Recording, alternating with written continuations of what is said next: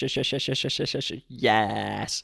What's up, everyone? Welcome back for yet another episode of the Off Grid podcast. God, it's great to have you guys back. This is my third time trying. I don't know what it is. I still do these episodes, still, time and time again. I need to get these right. So, this week's episode is with Dave Carson. Dave is a professional safari guide and founder of Kazuma Trails and Hwange Bush Camp out in Zimbabwe. Now, in this conversation, we talk about how to track down animals in the bush and the rare black rhino, the moment Dave found himself hiding just a few feet away from a herd of elephants, why money brings you actually further away from a true safari experience, shedding layers of our identity around the campfire, and the importance of having an open mind in life.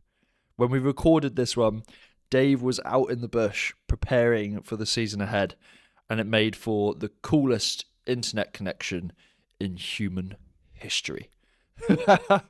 Guys, hope you love this episode. Let's do it. On with the podcast. Dave, welcome to the Off Grid podcast, mate. Yeah, thank you very much for the invite. I am really happy to be here. What's unique about your safaris and your experiences that I really liked is that you prioritize going on foot over vehicles. How does that change the experience on safari? Oh, Jake, you just jump straight in there, don't you? There we go. Happy days. Yeah, listen. I think what you find with all Zimbabweans guides is that it's kind of culture with us. That across the board, we love more the experiential safaris as opposed to ticking off certain animals and things like that. Like South Africa, they brought in a brand of the Big Five, whereas our big thing is, and I got nothing against that because they can genuinely, do it. Whereas we are more experiential. So if you're going to go experiential, you've got to be out of a vehicle, in my opinion. So, and as Zimbabweans, as I say, we have this whole culture and training around all of that. And so when you're out on foot, you can see 100 elephants, you can see 1,000 elephants, but I assure you, the one that walks past you or the one walks up to you whilst you're on foot, where you feel so small, so just suddenly you're in their world. It's a special, special feeling, and you never lose that. Even as a guide, I've done it for quite a few years now, and it's still a thrill, and still a privilege. To be able to walk and have those experiences. I feel like as a society, we've definitely lost our more sort of like primal hunter gatherer skills as we've all like gone into tech and AI and reading about your experiences and what you're able to do, particularly with tracking black rhinos. I thought there must be like a skill that people like yourself in the bush have that those in bloody London or whatever urban environment don't have. What do you think is like the difference to be able to kind of be at one, I guess, with nature? Sure. Um, you know, I'll be honest with you. I think the beauty of what we do in our job, we're just so lucky in that it is our backyard. It is our environment. Having said that, I actually was in London not so long ago, and I assure you, the folks there definitely know their environment a lot better than I do. I don't walk fast enough. I don't know where I'm going. The tube is always confusing. So I always believe everyone's got their own environment. I suppose it just depends on your standpoint in terms of what you feel is going to be your environment. Um, and what I think what's important is that when people come and visit Africa, wherever you go, really, as a guide, the most important thing is to show them the experience through your eyes. So, it doesn't matter if you're in the Serengeti, it doesn't matter if you're in the Okavango Delta, if you're in Hwange National Park, one of my where I am and where I love guiding.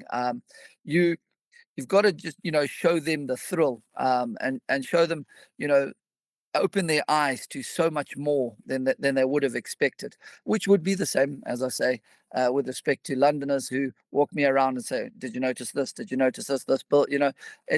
It's a similar thing, but I think it all really just comes down to more the passion of what you're doing and things like that. And yes, you talk about tracking animals and stuff. I mean, our big thing here. is we do love tracking up animals like buffalo, like lions, following ellies, things like that. Especially, it is good fun, and we do enjoy it. Um, so yeah, we're very lucky. I'm not sure if I fully answered your question, but hopefully we got somewhere there. Yeah, no, we did. And in terms of like when you're in your environment and you're tracking different animals, what actually is that process in layman's terms? Like, if you were to teach an amateur who's never done it before to track, where would you start and how would you teach them? Oh, okay. Well, listen. Firstly, I have to give kudos to. I've been fortunate enough since I qualified. I've had a tracker who's worked with me. His name is Felix, and we've been together. It's over 26 or 27 years now. So I personally have learned a lot from him. But um, I was a relatively okay tracker until he came along. But I'll tell you what, I think the number one thing is persistence is the first thing you need to learn. Um, and then how to see the tracks, what to look for. I think that's quite important. And understanding the animal you're following. So every animal's got its different patterns or possible patterns, and the environment you're walking through. So it changes quite a lot. But what you'll find is that it depends on the terrain, and sometimes all you see is one little toe mark, but you know that that's the one, and you carry on, and you'll see sometimes it's aerial, so you'll see branches are broken and things like that, and other times it'll be lovely clear tracks.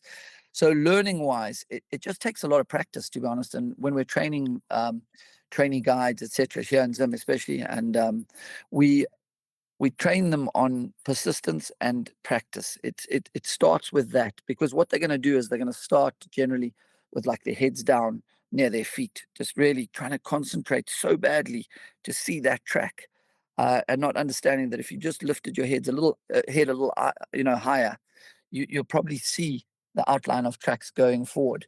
And but you learn that slowly, and so you start kind of at your feet, and then through persistence and training and experience, you start to grow from there. But there's nothing, it's nothing like experience. It's practical experience that you've just got to get. I can explain it as I have, but I assure you, until you're on the ground, and then let's add in, okay, so your first time to track a lion, well, these things have got teeth. So, it's a story. So there's a little bit of, you've got to be a little bit brave also. And, you know, and understand that you're going after a bigger animal and it's exciting.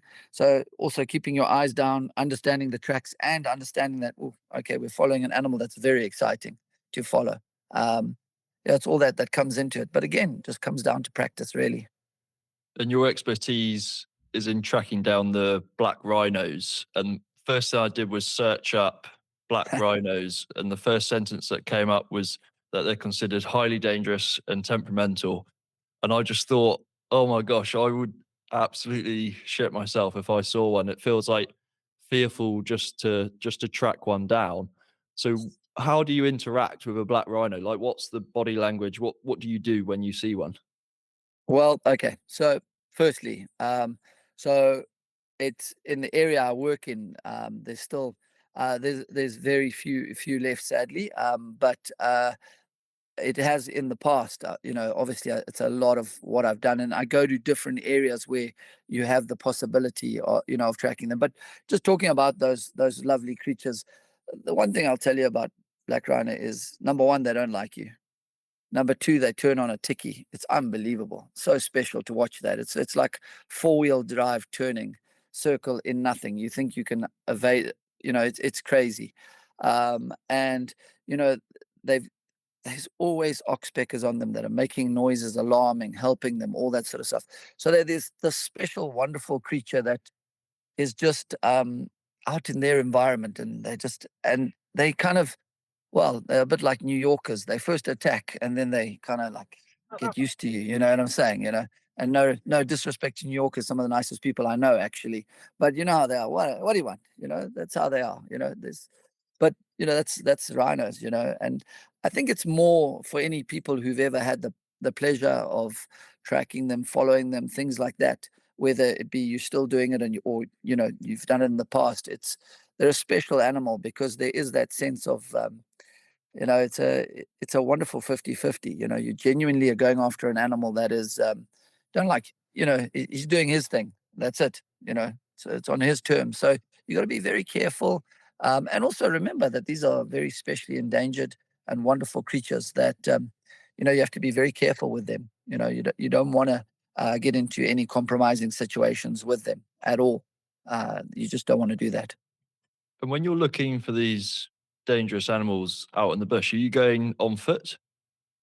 Oh, it varies so much. We're quite lucky. So we work in an area. A lot of the time where I work, I've always had an idea that it's lovely to mix drives and walks. So what we like to do is we like to we'll often unless we've heard something from camp, we'll walk from camp. But if we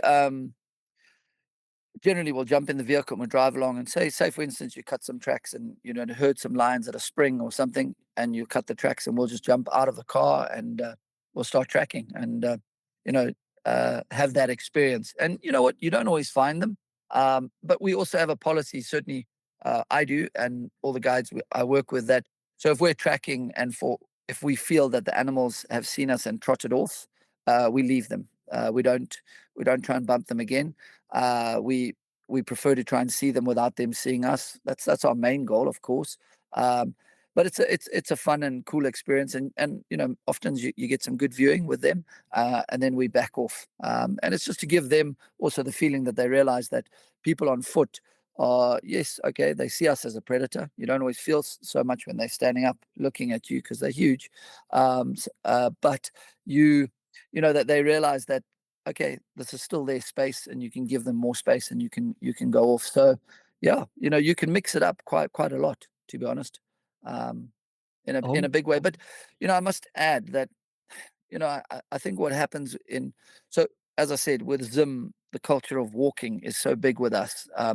There's quite a few countries around us who what we do is quite foreign to them. And I think that's what makes Zim a bit, special in terms of, and don't get me wrong, there's phenomenal guides, and I've been very fortunate to guide in many countries, and uh, there's phenomenal guides everywhere. But I just think our mindset is we really enjoy being out on foot and really being part of the environment, and seeing what we can see. Yeah, it's good. I almost feel like just imagining myself walking to go and find lions. Like I would just feel so naked and fragile. Like I don't think like I would want to bump into them. So how is it that you're able to like see them whilst also being safe and like respecting? I don't know how do you get to the point where they're not going to attack, basically. It's quite interesting. So obviously, we're working in areas in national parks where they see people walking quite a lot. Well, not as much as other parks, Mana pools, places like that, where the cats there will just lie down and watch you. It's pretty amazing. The cats in our area are used to us, especially because we have resident prides, so they're territorial. So when they do see us, they kind of got used to the system where we'll go in and have a look at them and we'll move out. So we've been very fortunate in that over time, they've realized that we're not chasing them at all.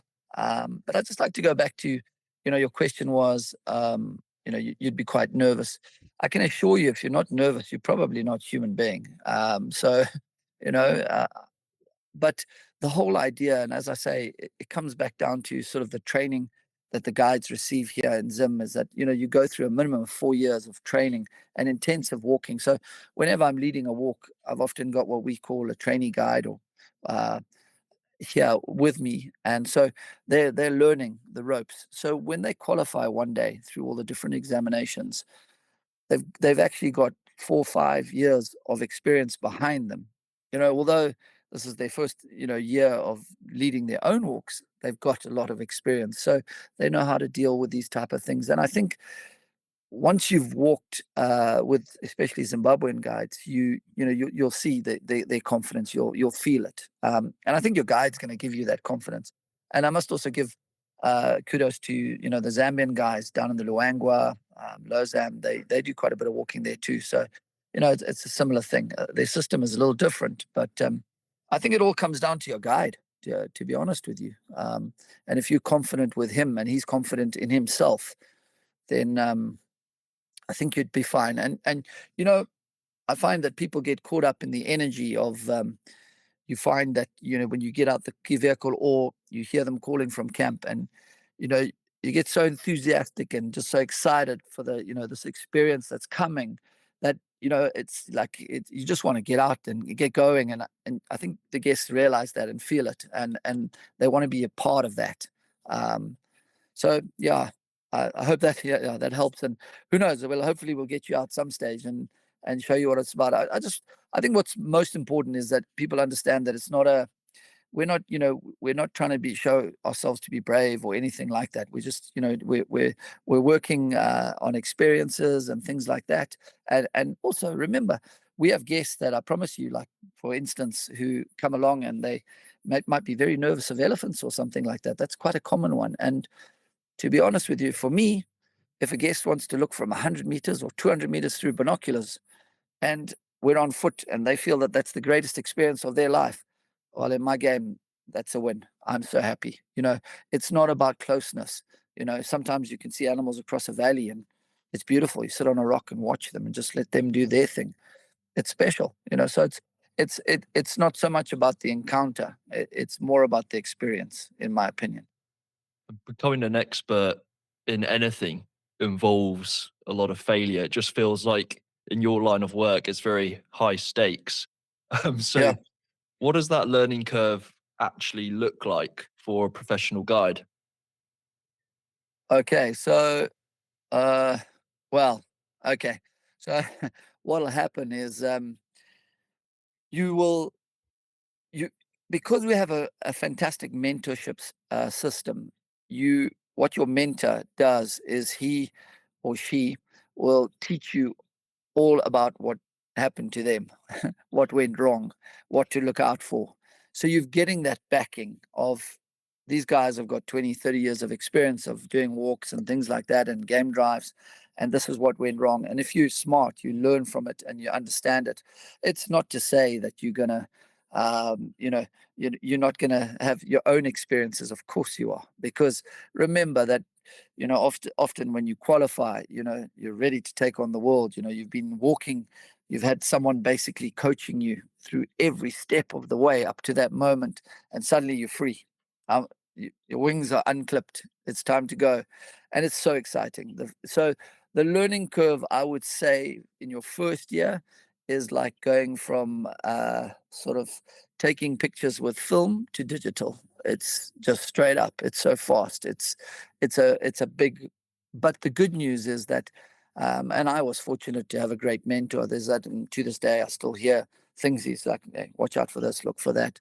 And if you've had a good mentor, and the mentorship programs are pretty good here, is the guys will do well. They'll do very well, and it's exciting. It's a special time for whether whoever the guide is. It's a special time. What was an experience of yours as a guide where it didn't go to plan?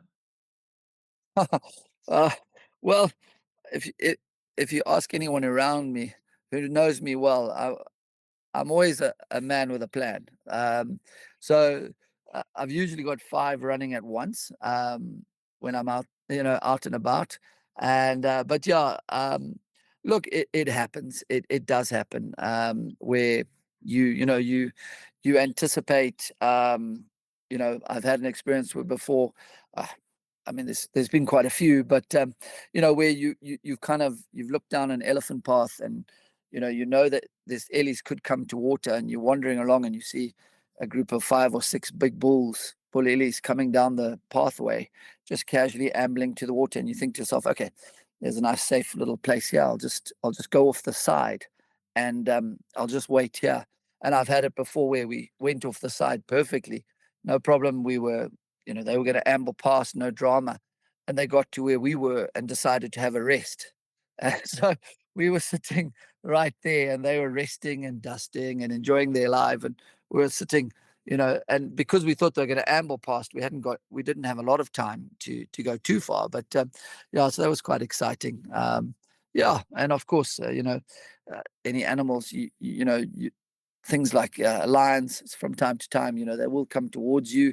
and it can be quite exciting when that happens. But at the same time, that's not it doesn't happen as much as people think. They generally will move off, or they'll just lie down and watch you. And if you just stay where you are and back off, they're generally fine. Wow. So in that situation with the elephants, is it a case of just staying put until they move on, or do you kind of creep away? Well, the thing about Ellies is it's quite interesting is that they pick up movement quite quickly when they're quite close. And remember, their eyes are on the side of their heads, so they were kind of resting to the side of us. So we didn't have much choice but to wait and let them move off. There was one who kind of moved around behind us and walked into us. Shame, he got such a fright. And anyway, he came back very quickly to his friends, and then they all moved to the waterhole, and there was no drama. But it's rather exciting, like I say to you. When you're out and about, it's fun. But again, like I say, I mean that's one experience, but every experience is so different. The object is to try and make sure the animals are safe and you're safe, and that's the object always with us. I assure you. And you're a big proponent that it's not just about the animals. So what I really like to see is that a lot of the safaris you're doing is focused on connection and bringing people together. How is it that you create an environment for connection out in the bush? Yeah, it's interesting. In the world we all live in, we're all addicted to our phones. We're all addicted to, the internet. AI is now with us. We're all part of that. But what's lovely is look, so two facets in our camp, where we are at Hwange Bush Camp. I don't actually have Wi-Fi. In the camp. We do in the back because we've got to run in the back of house, do orders, do this, do that. There's all sorts of stuff to do. But for the guests, and what's wonderful is you watch guests come in and they relax. As soon as they know, they relax. It's quite interesting to see. And we are very social in our so it for us it starts with the person you meet as you get off the plane. That person, will give you a warm welcome and bring you into camp. If there's stuff happening, you're going on safari. There's no plan. We don't, for us, it's about safari. It's not about how long you can spend in camp and you know all that sort of stuff. It's very much about being on safari as much as possible. So, and then once you're in camp, we run very much like a social tables where all the guides, we all go to the dinners, we all mix up, we introduce everybody. Everybody gets to know each other, gets to learn. And because you don't have, and I'm telling you, without Wi-Fi, you actually talk to people, and it's wonderful the conversations we've had, and I really enjoy it. And it's quite interesting. So I had a guest who came a few years ago, and I'm sorry I'm waffling a little bit here, but No, please. it touched me because he he said to me, well, actually, I said to him because I realized that he was, a man with considerable wealth, and he was at our little bush camp, and I was guiding him, and we had a great time. And I said to him, "Look, I'm confused because you've mentioned you've been to some of the most epic and incredible places in Africa.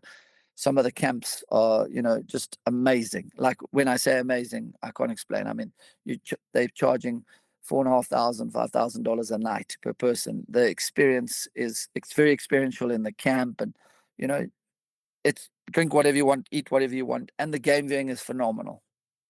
What brought you to my little bush camp where we are intense, and you know, we, we're very much about being out on safari as early as we can, mixing up drives and walks and doing all those. And he said, it's quite interesting. I've done a lot of safaris, and I've found that, for every $1,000 I spend, there's one more layer put between me and the wildlife.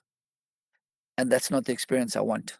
I wanted to feel it. And he said, last night I was lying in my bed and the lions were calling, and I was so scared. I nearly called to you. He said, I felt alive. He said it was the most incredible experience. He said that I would pay all the money for just that moment.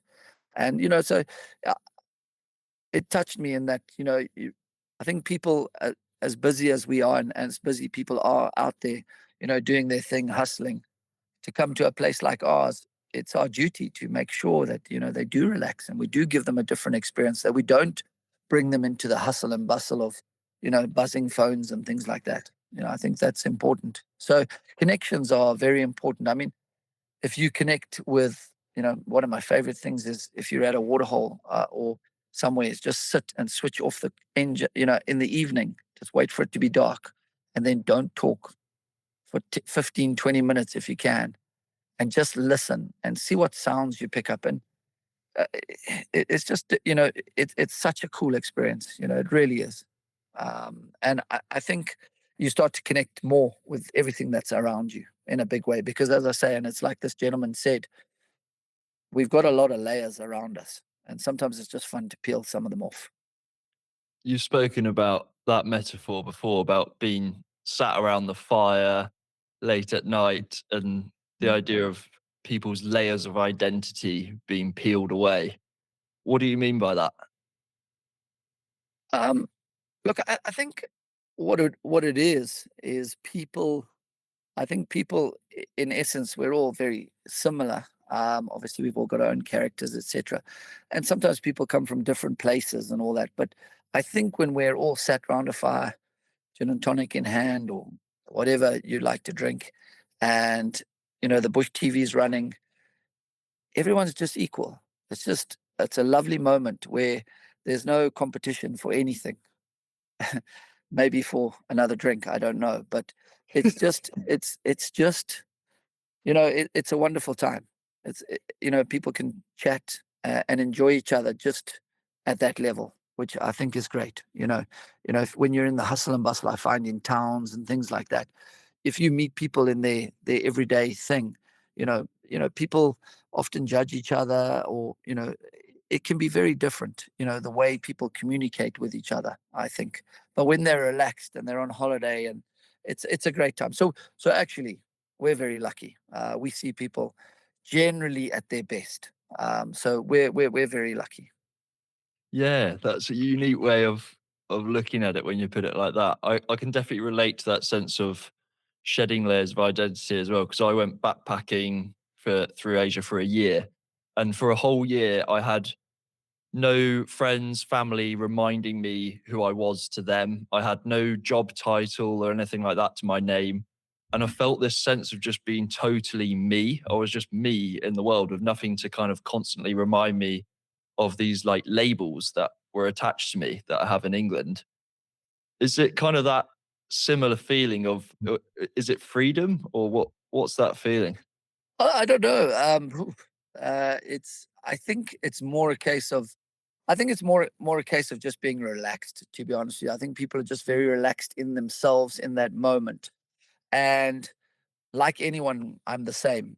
If I go on holiday and I am relaxed, and I have that moment where I'm just calm and everything's cool, um, and I'm open to new experiences and all that sort of stuff, I'll go back. I'll go back many times, because I just, we all work hard. So, your time is very precious, especially your holiday time, especially families, things like that. It's so precious. And so I think it's probably why we get people coming back a lot. It's not for the witty repertoire from the guides. I think it's just for that calm, relaxed, atmosphere that you find in Africa, and it's not just our camp. It's many camps, that do that. But we certainly strive for that in a big way. And you've been guiding for many decades, 30 plus years, and you've got the nickname of Bush Dog, I would imagine for good reason. How has the bush shaped you and your own identity? um, well, as I always, I think you get two types of humans. Well, I always say it's, you have inside dogs and you have outside dogs, and I guess I'm one of the outside dogs. I'm just fortunate in that I landed in the right place at the right time. I never knew I wanted to be a guide. I just loved the outdoors, and so, listen. I think what's been exciting. what it does is it slowly evolves you. You go from me personally, I went from being just an overly excitable guy, young guide. Luckily, I had a mentor who kept me calm, and then went into the sort of the pro guide stage, and then I got into the training side of things, and I think I've probably learned more with that than I've ever learned, because when you start to give back to youngsters, that's where you actually start guiding even better yourselves. You know, because suddenly you have to explain things. It's wonderful. It's a great time. So you have to actually know something. So it makes it a lot of fun. So I guess me personally, I think what's lovely is I've gone the full circle in terms of, well, I wouldn't say the full circle. We're not done just yet, but we've got to a point where we're in the training cycle, and I'm giving back, and I really really enjoy it. And as I say, I've been fortunate enough to help out in one or two countries around us, and yeah, very lucky. And a guide is a guide is a guide. In We're all very similar creatures, all of us, in wherever you go. That's for sure. So many people were flying out to come and see you for the animals, right? To go and see Mm. some incredible wildlife. And for you, does it ever get to the point where you've seen it all? And if so, like what keeps you going? Gosh, no. No, no, no. No, no. You know what? I think if you've got the drive and you enjoy it, when you stop enjoying it, you must stop, because, you know, look, I've had people come to me and say, I love animals. Don't you think I should become a guide? I'm like, become a vet, because, the 100% for us, probably 70-80% of what we do is people, actually. So in terms of seeing animals, no. This morning, I'll give you an example. We're busy putting it, as I was telling you a little bit earlier, we're busy putting our camp up for the season, and we looked out, and the herd of ellies was walking in our little valley in front of us. And yeah, we're so excited, so it doesn't get old, it really doesn't. We can, of course, there's many animals I'd love to see in my life, but you know, just seeing an elephant makes me happy. And it's funny, I come from a place where Hwange National Park, we have one of the biggest populations of elephants on the planet. And but it's yeah. So when I go to areas where we don't see a lot of ellies or something, that'll be the one animal I'm kind of missing a little bit, I will say. But no, I think genuinely just enjoy safaring and being on safari with people. And also, again, like it comes back, like I say, it's to people, is actually showing them, seeing their delight. If I see the delight in the guests and they get it, you know, then that's actually happier for me. That's a happier thing for me than worrying about so much about what I've seen or haven't seen, in my time. Obviously, I'm a big birder. I love birding, but I'm not a twitcher or anything like that. I just have a love, and I'm very lucky. A lot of my friends are phenomenal birders, so I'm learning all the time from them, which is great. One thing that really makes me smile is just talking to someone that you just clearly love what you do.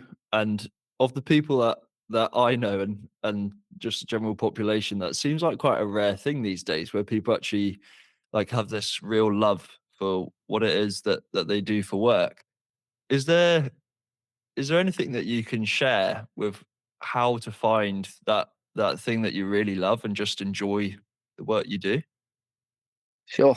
That's such a that is a big question. I will say, and a lot of people will tell you that if you make enough money, then you can do the stuff that you really enjoy. Um, I, I don't know.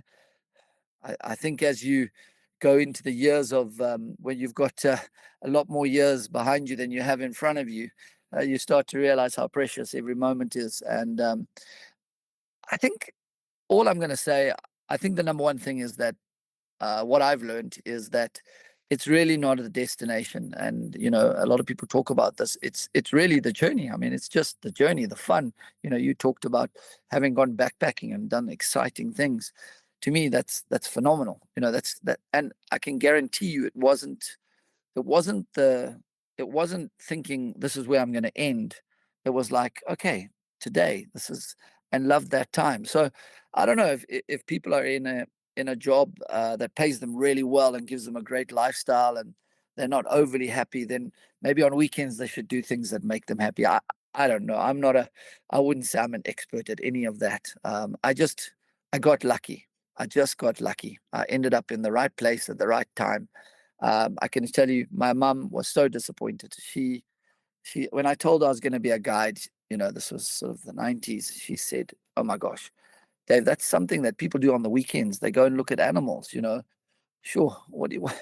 There's no, maybe do something like a mechanic, and I'm the furthest thing from a mechanic. In fact, my mechanic's cell phone number is in my toolbox, and I'll call him on the sat phone. I assure you. But I got lucky. I ended up with a group, a family who looked after me and tutored me and brought me into being guiding. So I just got lucky. But I think the number one thing is just enjoying it, and just enjoying what you do on a daily basis, or try to.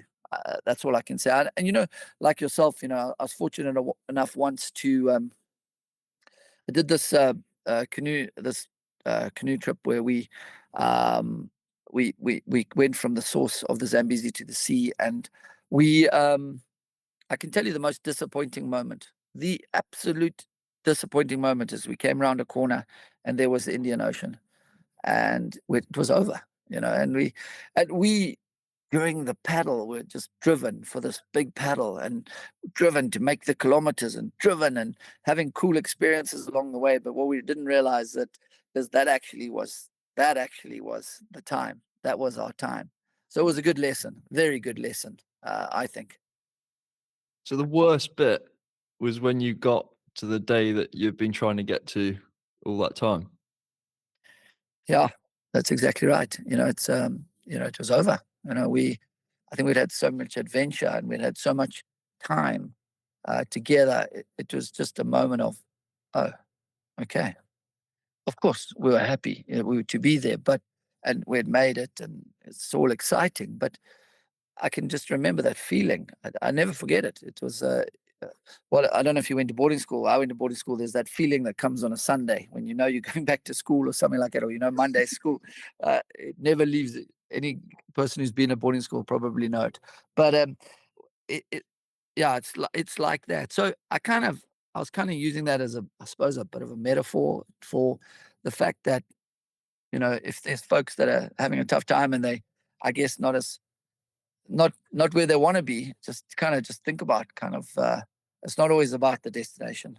Um, yeah, that's. I'm not sure I can give much more advice on that. Now, a massive part of your journey as well has been with the people that you work with, and not just the guests that you're bringing on. And I know that you're big on connection with those people and supporting them as well. So, who are these communities, and how do you guys work together? Okay, so the thing with us is that we where I am now with our camp is we're deep in the park. So it's quite difficult for us to be too connected to any communities, because if you knew where we were, we're deep into very deep. But what we do on our own on side is we actually support other sort of trusts, etc., which I used to be involved in. There's a Bejan trust, which, okay, so that's for the park. And what they do is they help with water holes, help with roads, help with general stuff. They're in a little NGO, so we help support that. We also directly. So our big thing is okay. So this is where we are, and like many operators around us, we've got a really good relations with national parks on the ground, and so we all band together to work together towards helping within the park, which helps with conservation, which brings more people to the area, better roads, all those sort of things, which, and then parks can do their job, as they do very well. And it just means that the place thrives, and then conservation is happening, which is fantastic. So we play a small part in that. Of course, parks take the lead role and we help out where we can. And then on our own back, we get involved with there's a little old age home just outside of Hwange. So we actually, it's interesting. during COVID, I decided I had a thought that, okay, tourism, we're in deep trouble. So I went off and bought what they call a mill and ground maize, which is a staple. We call it sadza here. Anyway, so and or mealie meal, and so I bought this phenomenal mill, and I was milling like crazy. And then one day, this little Catholic nun arrived, and she told me a little bit about the old time. So we actually supported all the way through that, and a few years where we every month we supplied all their mealie meal, so the guys were fine. And then what was lovely is that then tourism grew, and suddenly we had the mill, and we're back to tourism, which we're much better at, I assure you. And the guy who bought it was a good Catholic, which I'm so happy about, and he took over that. So we still contribute towards that, but he runs most of that for us now. So that's where we are. There's a lot of our neighbors on other parts of Hwange on the borders with communities that are doing, I would say, a lot more than we are. And so where we can help, we do. But mostly, I would, my kudos to, people like Wilderness Safaris. They've got children in the wilderness. They're doing a lot in Velo. All of them, doing really great stuff within the communities. And of course, Amalinda Collection, they're pretty good with those. So those are some of the people, as I say, doing some wonderful stuff. For people that haven't been on safari before and don't know anything about the bush, what is actually happening on the ground? Is there anything that you can see when it comes to conservation about the main threats that are happening to wildlife right now? Um, so do you mean, that where people can actually see these threats, or, I mean, uh, in here, we're very lucky, national parks. National parks do a phenomenal job in and around us. So we have nothing to do with that. They do patrols, they do all that sort of stuff. To be honest with you, we as guides, our only job is to just get on and look after our guests and bring people, to the parks. So I think everything, all merit goes to national parks, and I don't think guests are gonna, not certainly not in these areas where we are going to see any major issues or anything like that. No. And safari tourism, just like any tourism as well, can have a dark side to it where there's sort of little care for nature. So, how can people ensure when they're looking to book a safari that they're making sure that they're being ethical as a safari tourist? Um, okay, so I think, sure, that just brings to mind immediately, as you said, that first thing that came to mind is crossings in Kenya, Tanzania, which I know there's a lot of good ethical people there, but there's a lot of companies that are, it's where the guys are just fighting, and it's just not, it isn't great.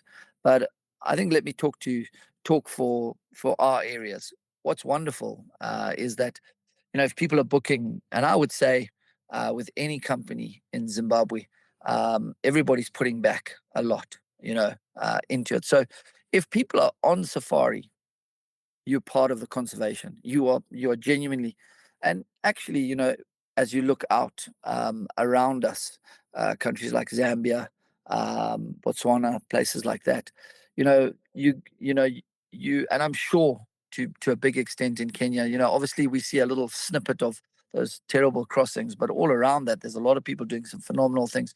So if people are on safari, they're part of it. They're genuinely part of it. I can tell you, you're part of the conservation. Um, but maybe, you know, here's the thing, you can look up companies, and you can see the ones that have, their guides are a little bit cowboyish in their approach to sightings, etc. And they'll get a reputation, and then just go with the ones who are not like that. That's important. We're very lucky in Zim in that uh, we generally don't have that. Where you got everybody at a bottleneck. I think that's the biggest problem. You kind of understand it. It's a little bit like standing in a queue, and then you're trying to buy something very important, and they're running out, and you can see that you're the one at the back, and so everybody starts to crowd around, and that's kind of what happens with those crossings. Like everybody wants to, yeah, everyone wants to, everyone's watched or grown up with watching David Attenborough, or one of those where there's a crossing and you watch the crocodile and the eyes of the poor wildebeest and all that sort of stuff, and they all want that picture. Everybody's got good cameras now, and I think people just start need to be themselves have to be responsible too. You know, um, don't push your guide. If he tells you that, hey, listen, let's just hang back, just let that one go. We'll get some others. Don't worry. That'll help. It'll certainly help. Dave, where can people find you? And what is it that you get up to on your safaris with people? Uh, well, firstly, they can find us in Hwange National Park. We're in the northern part, the Robbins area. We're Hwange Bush Camp. Pretty easy to remember. And yeah, so as I said, and as we've discussed, I think a big thing with us is it's experiential. All of our guides are Zimbabwean professional guides. And so, you're going to have a fun experience. So if you want to have an experience, hey, look, the game viewing is fantastic. You're in Hwange. Although, as I was telling you off mic a little earlier, this year we've been so blessed um, with over 900 mils of rain. And so Hwange is in a sort of more of a semi-arid area, which is massive. In a big year we'll get 600. So it's big. So I can tell you that this year we're going to guide. That's for sure. We're going to be real guides this year. That's great. I've realized as well towards the end of this conversation, just how little my knowledge is when it comes to the bush and safaris. It's kind of one of those situations where it's like you don't know what you don't know. So, is there something that we haven't spoken about that you feel is important to speak on? um, to be honest with you, I think we've covered a lot of lovely points. No, I mean, sheesh, we can talk safaris all day. To be honest with you, it's a lot of fun, and as I say, I mean, it's pretty much what we live the life. We're quite lucky. So, it's not really a job. I don't think it can be classed as a job. It's but it we as I say, I mean, I think the number one thing, if people are going to come on safari, wherever they go in Africa, whichever area, whatever they do, you talked about it just a little earlier, is be responsible, and just understand that your mind, keep an open mind. That's important. And just to talk about being open minded, I'll tell you a little story in that. As I was very fortunate. I got asked to go up to Kenya, actually, right into the Masai Mara. Like it's a dream. Like that's a little boy dream. It's like you're going there to and walk with Masai. So I was asked to go up and give it help with setting up of some walking training and where we're going to walk and stuff like that. And we're so lucky we got permission to walk in the Masai Mara. Well, just on the edge, actually, really right on the edge. So when you've got the Masai Mara, and then you've got these conservation areas which are owned by the people, and incredible areas. But so you've got these little white demarcated stones, and then you walk up on this little ridge, and it's beautiful. You look out over these lovely plains, and on one side, you've got this marsh and you've got all sorts of stuff happening. And on the other side, you've got people going about their life. There's a village with people with it.